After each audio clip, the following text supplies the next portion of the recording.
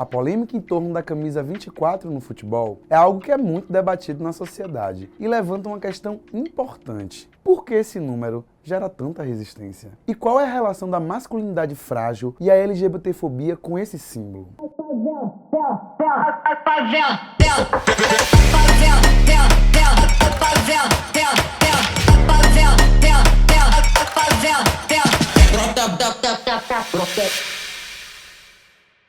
Olá pessoal, eu sou Onan Rudá e no episódio de hoje do Diversidade em Campo falaremos sobre como o preconceito está enraizado na cultura do futebol, a ponto de um número ser tão polêmico e como isso pode e deve ser mudado. A camisa 24 é um tema de debates no meio esportivo por ser alvo de preconceito entre os jogadores brasileiros. Mas esse fato não é novidade no futebol nacional, pois a numeração está associada ao jogo do bicho, no qual o número corresponde ao veado, animal muito utilizado como um xingamento para ofender e oprimir pessoas da comunidade, essencialmente homens gays. Esse significado está muito presente na sociedade brasileira, pois em outros locais do mundo o número 24 não é visto como um preconceito. Essa identidade, criada em cima de um número, foi feita para oprimir ainda mais pessoas da comunidade. Isso reflete a masculinidade frágil enraizada na sociedade brasileira, que dissemina o preconceito para diversas esferas. O uso de números, inclusive em camisas de time ou até em celebrações de aniversário, tornou-se manifestação simbólica de homofobia. Assim, números que antes eram apenas elementos neutros passaram a carregar estigmas e reforçar discriminações, demonstrando como o preconceito permeia até os detalhes mais cotidianos. De acordo com um levantamento realizado pelo jornal O Tempo Esportes, dos 451 atletas que entraram em campo nas 5 primeiras rodadas da Série A do Campeonato Brasileiro deste ano, nenhum deles optou por usar a numeração 24. O que só comprova como esse é apenas um reflexo nítido da masculinidade frágil, do machismo e da homofobia enraizados na nossa sociedade.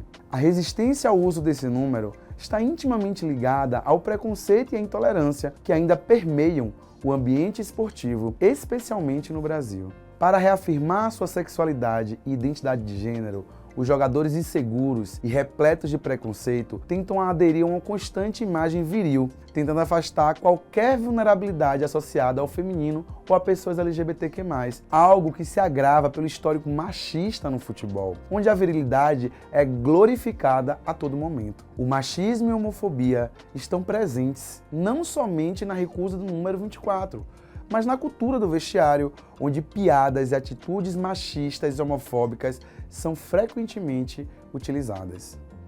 Esse preconceito se concretizou de tal forma que em 2019, durante a Copa América, a CBF, Confederação Brasileira de Futebol, gerou polêmica ao pular o número 24 na numeração dos jogadores da seleção brasileira. No entanto, essa decisão foi extremamente criticada pela mídia, torcedores e torcedoras, dentro e fora da comunidade LGBTQ+, pois esse comportamento da organização só reforçou preconceitos que dificultam a inclusão de pessoas da diversidade dentro do futebol, um esporte que já possui um histórico complicado de hostilidade. Nos últimos tempos, no entanto, essa lógica de colocar a camisa 24 como algo que é radioativo vem mudando e a CBF percebeu seu erro em pular esse número, pois a sua presença estimula mudança de uma visão respaldada na homofobia. Com isso, em 2021, durante a Copa América, o jogador Douglas Luiz usou a camisa 24. Exemplo disso foi o comunicado da CBF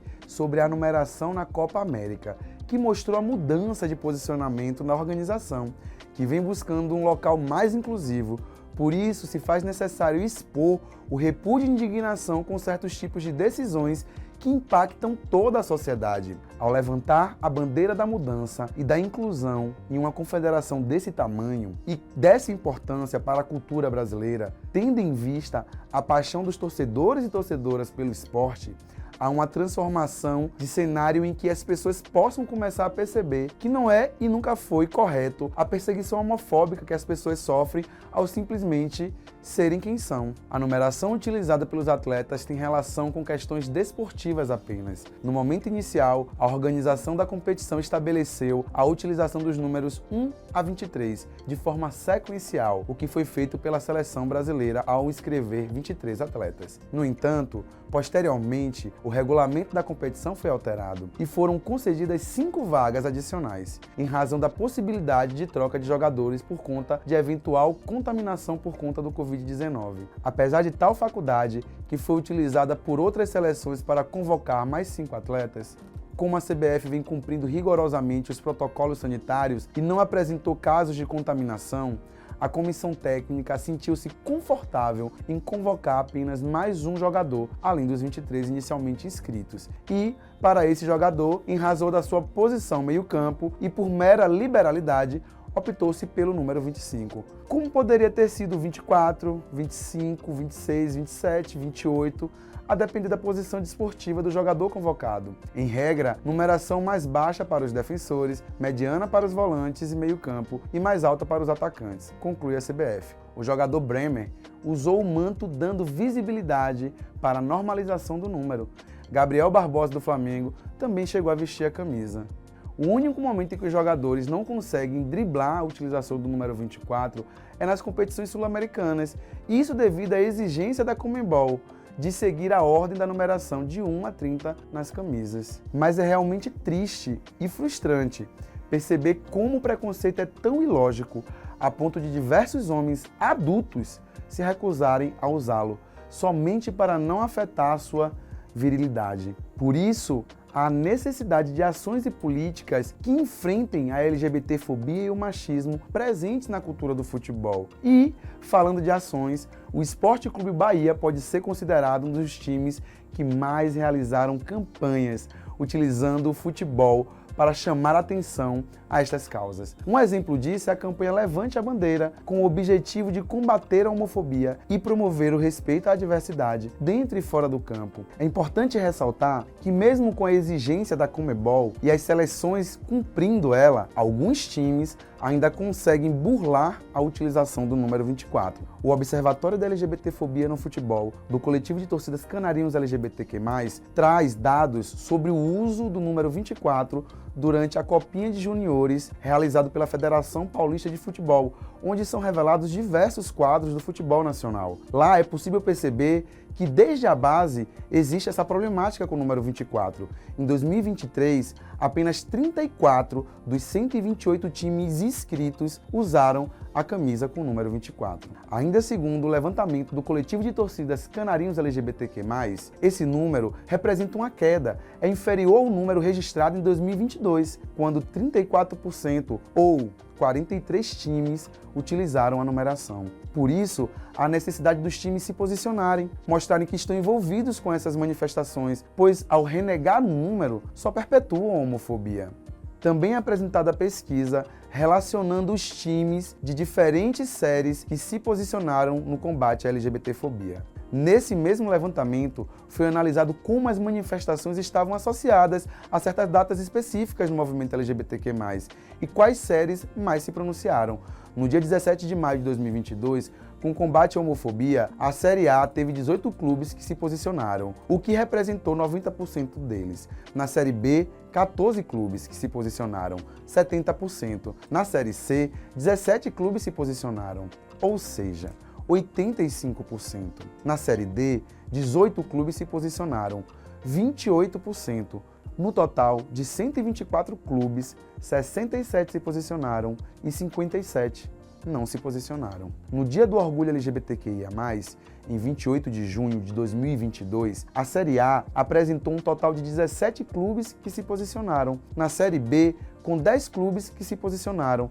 Na Série C, com 18 clubes e na D, com 15 clubes. No total, 60 clubes se posicionaram e 64 não se posicionaram. Vale lembrar que durante a partida entre Vasco e Bahia, válida pelo Campeonato Brasileiro, o Bahia entrou em campo com a bandeira de escanteio nas cores do arco-íris, símbolo da comunidade LGBTQIA+.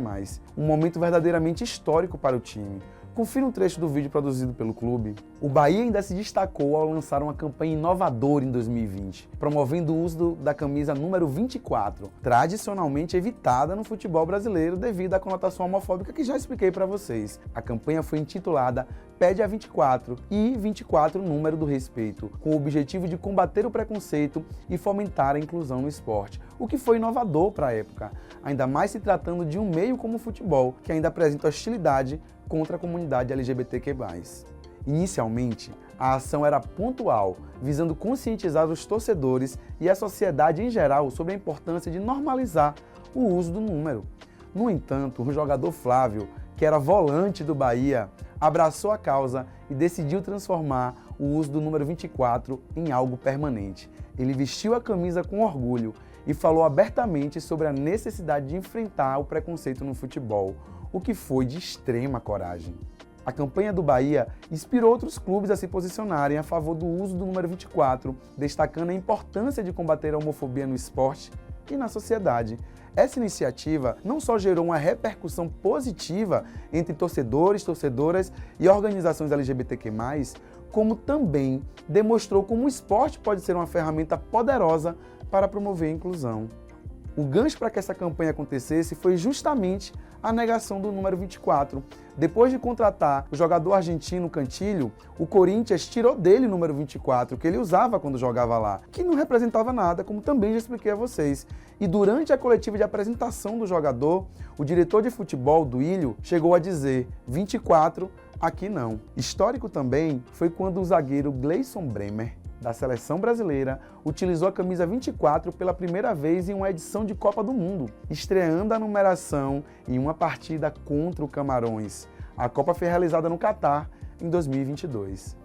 Todas essas ações são necessárias para a normalização desse número, aproveitando o espaço para debater os preconceitos que rondam o futebol e mostrando como esses casos evidenciam como a homofobia, ainda que velada, continua presente no esporte. No próximo episódio de Diversidade em Campo, continuaremos com a temática do machismo, mas desta vez como ele afeta diretamente as mulheres no futebol, que são apontadas como machão ou têm sua sexualidade questionada ao atuar em um esporte que é diretamente associado com a virilidade masculina, devido ao preconceito. Não se esqueça de se inscrever no canal, me seguir nas redes sociais, conheça a loja da Canarinhos e se você quer ajudar o nosso projeto a continuar, você pode fazer uma doação em qualquer valor no Pix onarruda2@gmail.com.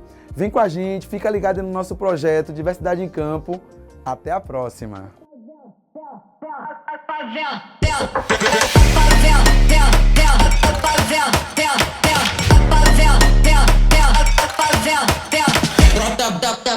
Brota